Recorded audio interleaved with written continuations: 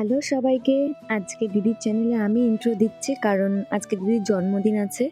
ও জানে না যে ওকে সারপ্রাইজ দিতে চলেছি আমরা।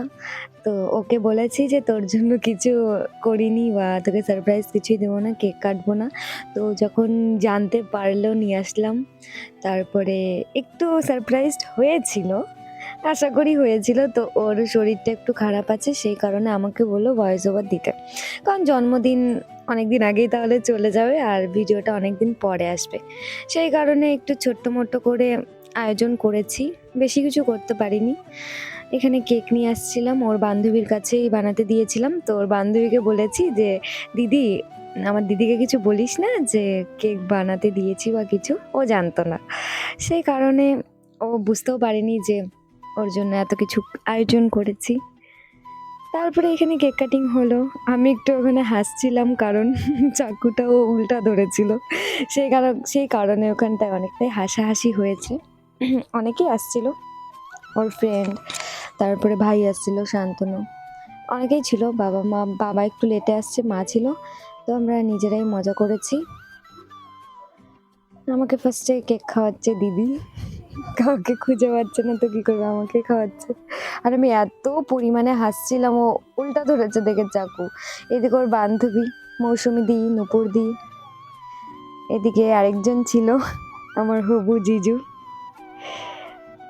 তোমরা দেখতে পারছো। তারপরে কি করছে দিদি, সবাইকে কেক খাওয়াচ্ছে।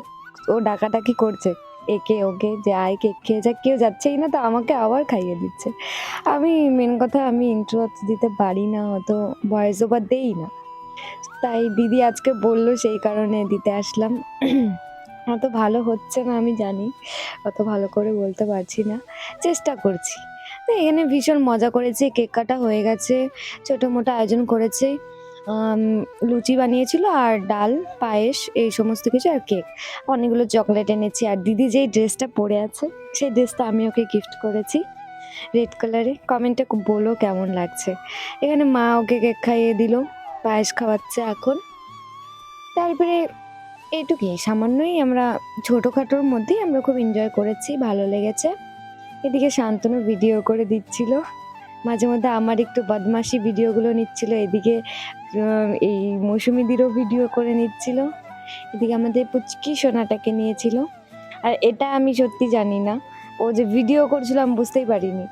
মানে আমি ভেবেছি ও নিজেকে করছে, যে এরকম সোনা আমাকে করছে, তো আমি কি জানি যে আমার ভিডিও করে নিচ্ছে এখানে। আমি ওদিকে এমনি দু একটা রিলস বানাচ্ছিলাম। আর আমার হাতে যে গোলাপটা আছে সেটা লিপিদি পেয়েছে, সেই কারণে ওটা নিয়ে একটু নাচানাচি করছিলাম। ও আবার ভিডিও করেছে, এক্সপ্রেশন দিচ্ছে এদিকে। মজা করেছি, ভালোই হয়েছে। শুধু বড়দি ছিল না, ওর বিশেষ কারণে একটু কাজে বাইরে ছিল, থাকতে পারেনি। আমরা আমরা এই কয়জন যেটুকু আয়োজন করে মজা করতে পেরেছি সেইটুকুই। তো তোমাদের এই ভিডিওটি যদি ভালো লাগে কমেন্ট করো।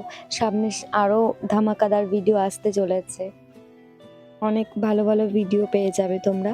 সামনে একটা সুখবর আসছে, তাই ভিডিও ভালো করে দেখতে থাকো, সামনে বুঝতে পারবে কি হতে চলেছে। টাটা।